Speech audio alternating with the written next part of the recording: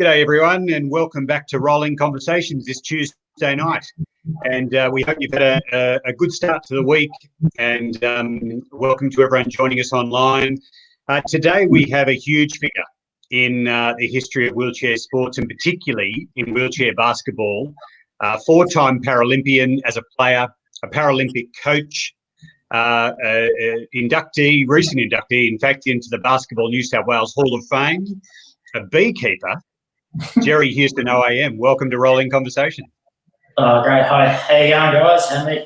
Thanks for having us. Yeah, it's terrific to have you on, Gerry. And as I say, a big welcome to everyone watching us online. Please send through your questions and we'll get them going in the next half an hour or so. Gerry, I wanted to start with where you grew up. You're a country man by birth, from Young, and a big family. What was life like in Young growing up? Oh, Young was great. It's a cherry capital of the world. Everyone knows that, obviously. There's six of us in the family, 5 boys, 1 girl, poor sister. Didn't cope very well, I don't think. So, it was a great place to live. Lots of fresh air, lots of footy on the footpath, riding bikes, all that stuff. It's things that you would hope every child could do in this day and age. It was a heap of fun to live in Young. Yeah, great. And you played a bit of rugby league. Did you and your brothers play together? What was your rugby league like as a young man? Yeah, I was half decent. I was like a skinny, scrawny kid, so I played halfback. I recruited in year 2 in St Mary's in Young, and so then my brother, who was 12 months between us, we played together. And so that was quite fun over the years, and we played in the Young cherry picker competition. So we played with the Young Panthers, and someone actually sent me a photo the other day of the team, under 10, under 12 Panthers. And we had a pretty decent side and some guys that went on to play in NRL and things like that out of Young. So it's a pretty popular place for rugby league, and I think that was the only sport I knew when I grew up. I'm sure there was. Soccer came later, and other sophisticated sports like basketball maybe came later. I didn't know they existed at that time. And you still watch the footy? Who's your team? I'll be honest now. North Sydney was my team, the Mighty Bears. But I gave up after Super League came around, and everyone wanted cash and money and didn't have any loyalty whatsoever to a team. So I gave it away. It was just, followed basketball from probably that moment on. And so as a teenager, I think you got into motorbikes. Is that right? And where did that come from? Was the family into bikes, or how did you get involved? No one was into bikes. It's just my dad used to get his lawnmower fixed down the road, and there was a little chainsaw engine modified motorbike that was there, and I possibly may have hounded him to all ends, because as people may know, I'm very persistent and annoy people a lot sometimes when I get onto something. So I started with that, and that blew up all the time because it wasn't meant to go fast for too often, and then bought my own motorcycle and raced that in the backyard with a couple of mates. Yeah, man, it was just kind of after that, it was just a thrill of going fast and, trying not to fall off. It was fantastic. Now, I understand, Gerry, you had a motorbike accident, in fact, in 1980. And then, so can you tell us about what your introduction to wheelchair sport was then from there? How did you get exposed to this wheelchair basketball stuff? Yeah, I think, first of all, when I was in hospital, North Shore Hospital, I was laying in bed feeling sorry for myself, and a guy called Nick Morozov, who's now deceased, came into my room, and he was built like a brick toilet, and I think it was pretty sure it was winter, and he's kind of singlet on, and his muscles coming out all over the place, and he's telling me he just rode down the Darling River, and he's got a couple of girlfriends going, and drives his car, and does this and that. I'm like, what? And plays basketball, does track, and my God, how do you do all that? And I think probably from that moment on, I kind of realised, oh wow, there is a life. It's certainly a different life than what I have been doing is available to me. So certainly Nick Morozov was a great inspiration. And from there, we used to go out on a bus out to Lidcombe to a converted cafeteria, so at the Lidcombe Hospital, and it was like a marble floor with a dust all over it. So you come out of there, dust and dirt all over you. So the first time I went out there, in this ginormous metallite chair that weighed about, this chair I'm sitting in today, so weighs about 6-7 kilos. That'd have to weigh about 20. So you're pushing around in that, and you're watching these guys going up and down the court, and they're falling out, and there's blood and guts all over the place, and you go, wow, give us a go. So, and then you get on there, and I spent most of the night in the middle of the court because the time I'd chase them down there, they'd be coming back, and by the time to get down the other end, they'd be coming back, and so, I took my first shot, nothing but air, didn't hit the rim, didn't hit anything, but away from that night, I just came away with a smile and thought, wow, this is unreal. There are people who've gone through what I've gone through and come out the other side of it and played this incredible sport. So from that night, first night, being involved with wheelchair sport, it was a great night. I mentioned earlier, Gerry, obviously you went on to 4 Paralympics, including Sydney 2000, and you had this remarkable career. Were you any good at wheelchair basketball when you first started, or did it take some time to get good? No, I was bloody hopeless. So my injury level is 2.425, so I was a 1.5 point player. So it was. Didn't have much balance, your chair was all critical about making sure you had the chair set up properly and things like that. So it was really, really, really very, very difficult. But I certainly love the team aspect to it, the camaraderie and things like that. But after a while, I was a reasonably good shooting the ball. Most people like maybe people I played with, Chris Sparks, would very rarely passed him because he probably knew he wouldn't get the ball back. So I would shoot it. So it was, it was a gradual process of learning the skills, being fit enough, being strong enough, having equipment like Nick Morales built a chair for me, Michael Callahan had a chair built for me. So that's certainly made a big difference to help me become the player I did. You're great. Now, you've got some support there for the Bears from Elizabeth Horton. She says, go the Bears. So there's a second person that goes for the Bears there. Hey, so, Gerry, your first big international tournament was the Stoke Mandeville Games in '86. And I believe that was the first time you ever been on a plane too. Is that right? That's correct, yes. So in Young, not too many planes in Young. No. So, it was the first time away, and it was just a huge experience. I went away with some mates. Chris Sparks was one of those guys I went away with. And, it was the first time away. And we lived, in those days, you had a dormitory, 15, 20 odd people in the dormitory.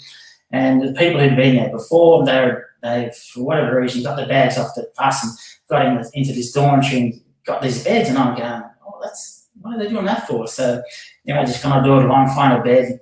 And you'd find out later on that night that people like Terry Giddy, who is a fantastic guy, that he can take the roof off with his snoring.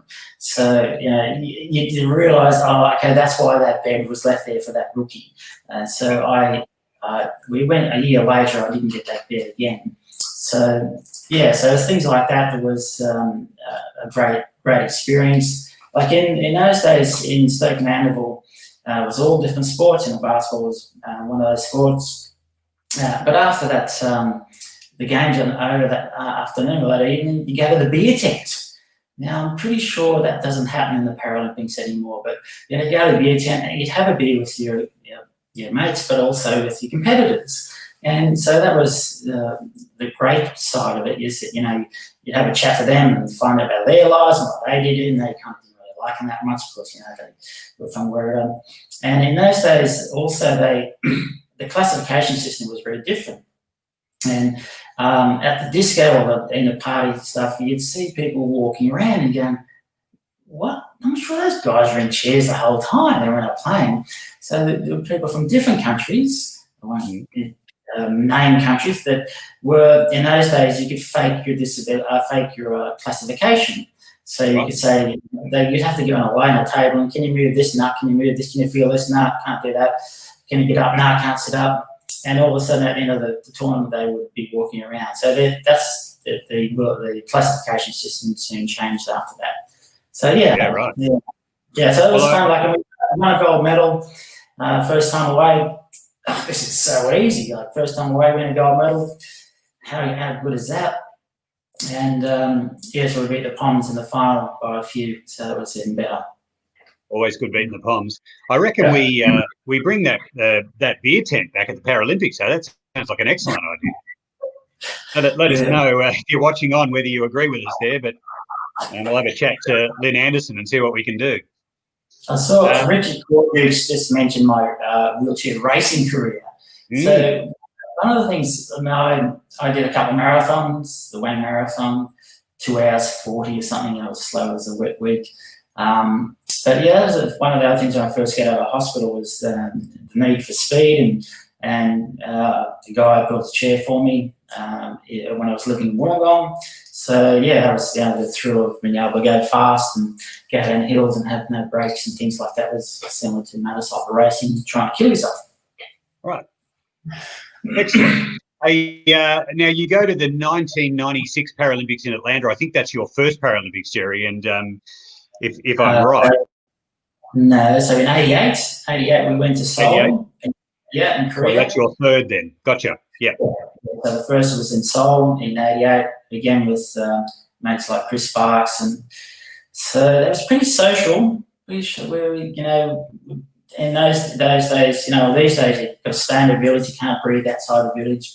We certainly frequented places that maybe we shouldn't have frequented, and had a few beers and street food and all that kind of stuff. And so, but we finished, I think, 11th out of 13 or 14th team. So we weren't that crash shot, but it was just amazing watching players from other countries and the skill level that they had. And you go, wow, how do they do that? And I think out of that, we came back and formed the first ever National Wheelchair Basketball League in Australia. So to try and get us some regular competition to be able to compete against other countries. So that was a great thing to be able to do. And tell us a story about getting announced on the plane. What year was that? There's a bit of a yarn about that, I think. So after 96, we won that gold medal there. That was hugely fantastic to be able to do that. And, myself and my wife were on a plane going to England. She had some work there and to be wife. So on the plane, had my jacket on, Paralympic jacket, and the air hostess says, "Where have you been?" "Oh, well, I've been to the Paralympics." And, "Oh, what did you do?" And, playing wheelchair basketball. "How did you go?" "Oh, we won a gold medal." I'm gold medalist and blah, blah, feeling really big-headed and ego and stuff like that. "So would you mind if I tell everyone on the plane what you've done?" "I'll go ahead, like if you have to." And so they gave us champagne and biscuits and things like that. And so then she gets on the microphone and says, "Hi everyone, we have a very special guest on board today, Gerry Hewson from Australia. He's just won a gold medal in basketball at the Special Olympics." And I'm going, no, not the Special Olympics, it's the Paralympics. And it was very funny because people in America would not know what the Paralympics are. But certainly know what the Special Olympics are because of the Kennedys. So, I think, and we're very funny after we got off in the US at another port, a lady who was working for SoCal come off and walked past us and she said, "Yeah, I know how you feel." She said, "Yeah, we understand what you've done. Well done, thank you." Yeah. So that ego and big head was a bubble was blown pretty quickly. It must have been incredible then for you to be in Sydney at the Paralympics in your home city. Everyone we've had on Rolling Conversations so far that was competing in Sydney just said there was nothing quite like it. What was your experience of the Sydney 2000 Paralympics?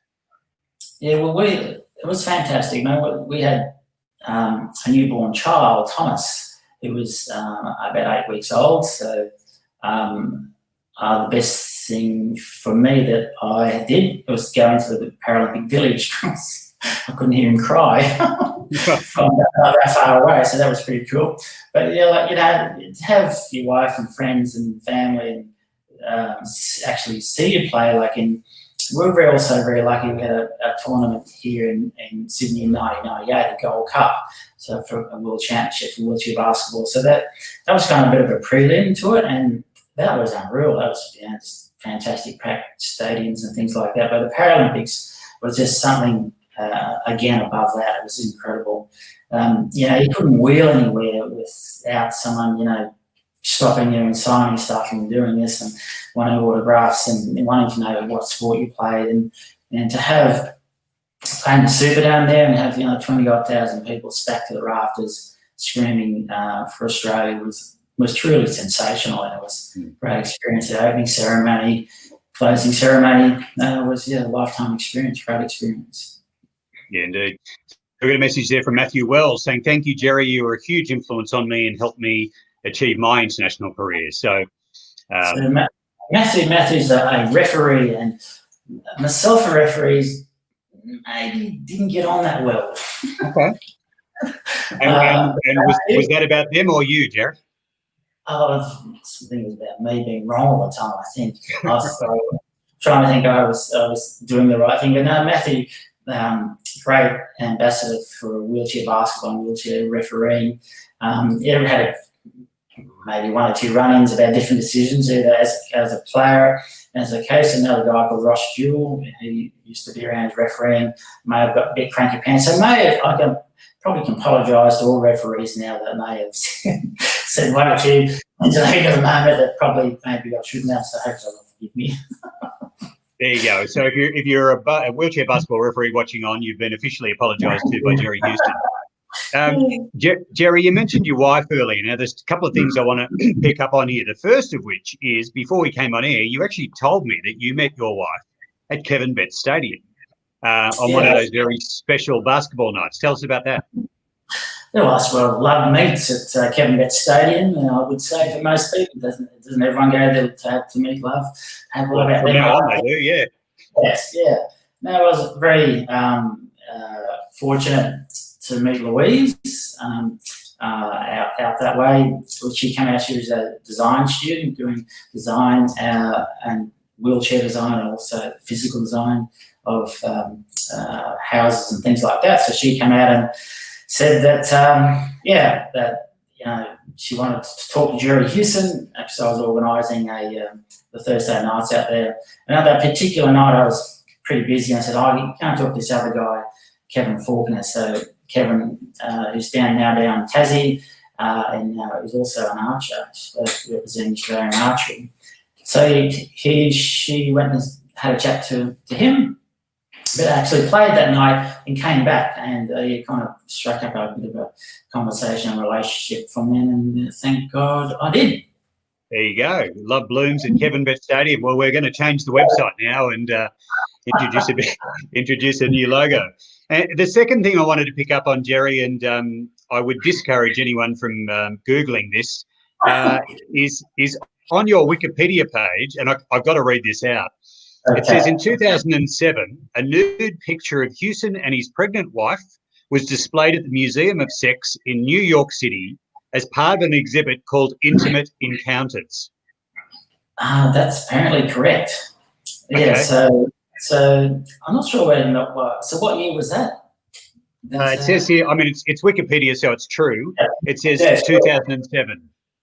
Yeah, so a lovely lady, Belinda, I can't think of her surname, came up with this idea of doing sexuality and disability, and for whatever reason, she found my name, and I was under the influence of something, and said, "Yeah, okay, well, sounds nice. We'll give that a bit of a crack." And so, just thinking about it, Louise and I always thought, we'll do this thing. So, yeah, it was out there, to say the least, and that photo, which is a giant photo, when we first went and saw it, it was opened at in Norton Street in Sydney here, and the exhibition opened, And we had to go, couldn't go through the front door, so the lift went up the lift, came out the lift, and here's this ginormous photo of Louise and I nuded up on this, and you'll have to have a look at that. Anyway, have a look.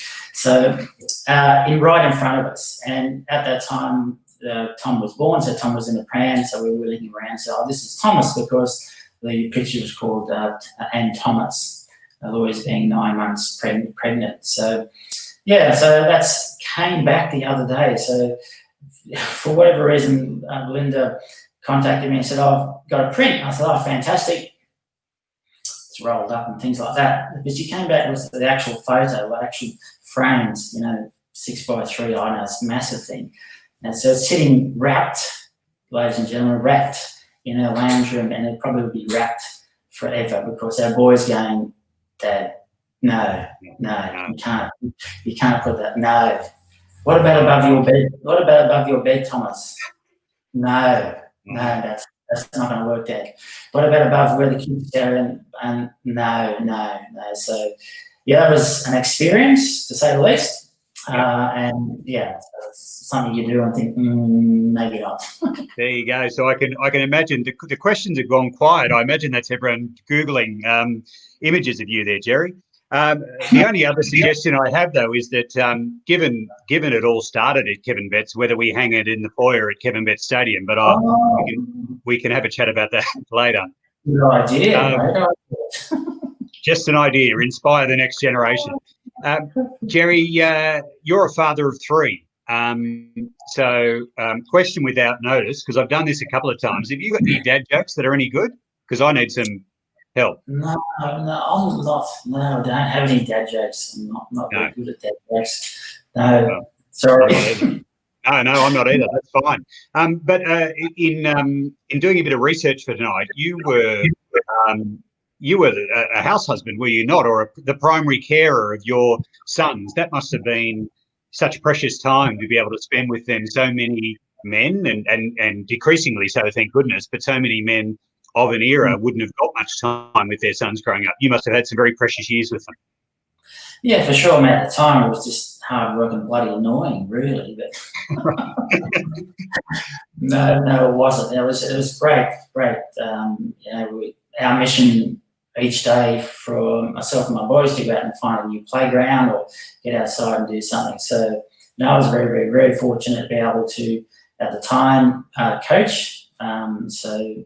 People like Lorraine Landon and Basketball Australia gave me the opportunity to be able to coach and be a dad at the same time. So I was trying to juggle those things. So, yeah, always having a child on your lap and one in a pram. I remember I had a double pram at one stage. The 2 first sons are 18 months apart.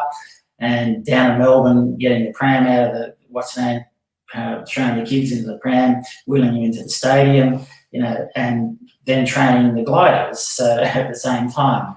So they were always good fun around. All the girls loved the kids and stuff like that. But yeah, very, very, very fortunate to be able to do that. And I think the boys are still reasonably nice to me at this stage. So yeah, that's good. That's a win. Hey, yeah.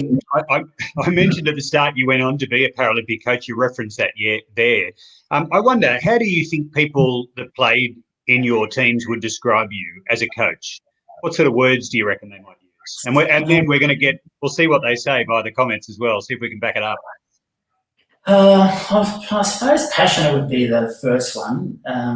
Very passionate about the game. I don't know, for me, coaching and winning, is always kind of the thing you were after, but it's the development of the people themselves, as being better people, and trying to make myself a better person, and then also trying to make the players I coach hopefully better people through advice, stuff that I've also been through. That was certainly one of the greatest achievements of my life, is being able to help people like Kylie Gauchi and lots of people like that. Kylie's, met her when she was at a kids camp and tried to help her become the best player she could be. Kurt Fernie, meeting Kurt Fernie out of his school was, was truly fantastic to be able to have influence him in some way, even though he went always to the dark side and went down to that road and racing and stuff. And Troy Sachs, again, like Troy, lived in Wollongong and found him down in Wollongong. So, yes, so I suppose certainly passion would be the word that would kind of jump out of my head. Caring, hopefully, maybe. Cranky pants at times, a bit cranky pants at times, but yeah, some of those words might be there, I think. I'm sure there are so many, Gerry, and we had Kylie on and she spoke about your history together, but there are so many like her. Jane Spring here says, I love the way you turned up when I was in Royal North Shore Hospital and taught me to play basketball. I feel privileged to have stayed in contact with you. And she says, tell us about the beekeeping and where we can buy your honey. Well, here's my honey. So there's, there we go. So GBH, Gerry Benjamin Hewson honey. We're still kind of, the bees have done it. I've really done nothing there. So, the bees done all the hard work. Still trying to get places around Sydney to sell that, but certainly, message me and things like that. We'll find a way to get honey to. I know Richard Corduke's been hanging out to me to send some honey up there, so I'll certainly on the case to be able to do that. But yeah, beekeeping is fantastic hobby that I kind of stumbled into in 2015. Father and son were doing a fundraising thing on Facebook through like a fundraising, whatever they call it these days. So they were trying to raise $70,000 and they raised $12.5 million. And a thing called a flow hive. So I started with that. I thought, why can't I do another one? And so ended up with about 12 hives now here. I got 2 here in Sydney and 10 at a property up near Wyong. So yeah, that's a great thing to do, and I can bore people to tears. There we go. It's lovely. You get all the gear on? You had the hat and all the gear then? Do you do all of that? I thought that if I can't feel my legs, I'm not going to get stung there. So I only got half of one. Okay. So to the waist, gloves, and it still gets stung through that. So yeah, it was. Well, there you go. Louise is patient. There we go, patient.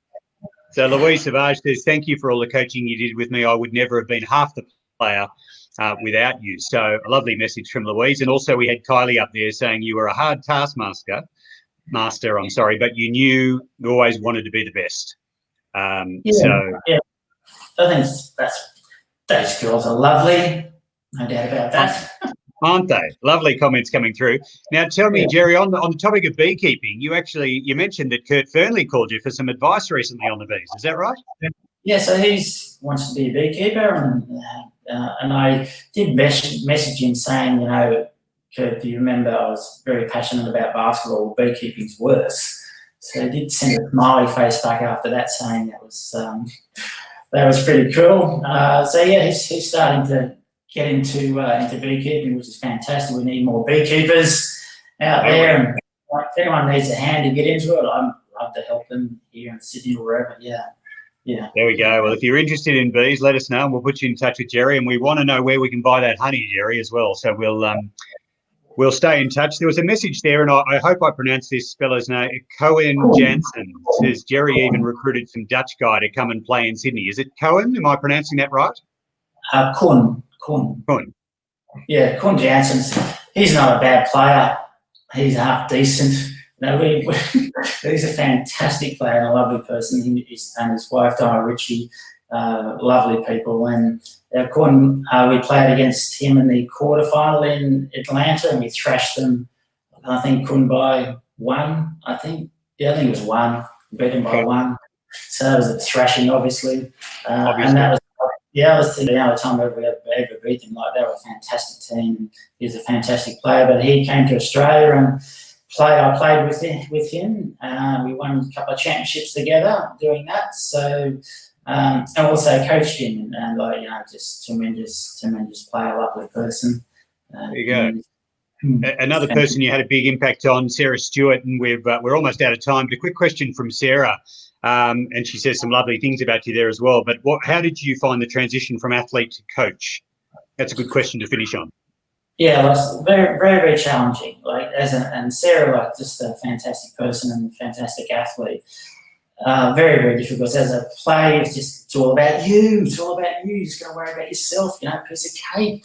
How good am I? How good I can be. But as a coach, it's very, very challenging to, firstly have the knowledge of the skill of the game itself, how to get that knowledge across to the people, how to improve those skills, to manage people's expectations and things like that. Now it's really, really challenging, but fantastic thing to be able to do. Like, people also like your staff, it's coaching staff, people like Sonia Healy, who is now Sonia Taylor, had to put up with me for quite a number of years as a manager.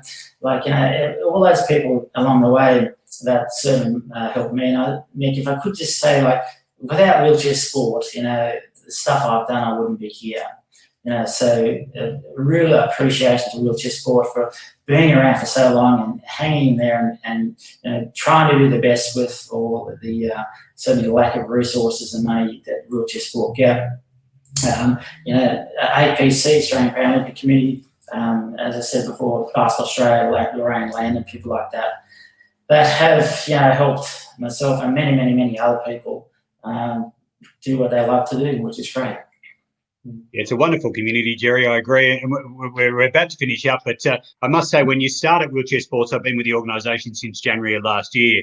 Your name is one that people throw around, and you're the sort of person that you want to meet when you start at Wheelchair Sports to really understand what the spirit of our place is all about. So it's been a real pleasure to spend some time with you today. And I'm really glad that a lot of our younger members who are watching on as well, who may not know your story, now do, or at least know part of it. So it's been a real pleasure to spend some time. No worries, thanks, Mick. Appreciate it. Thank you. Thanks, Gerry, and thanks to everyone for watching Rolling Conversations this afternoon. We'll be back next Tuesday with a focus on disability lawn bowls and some of our New South Wales wizards, which should be fun. So thanks for everyone's questions and participation. Have a happy night, and we'll see you next Tuesday. Thank you.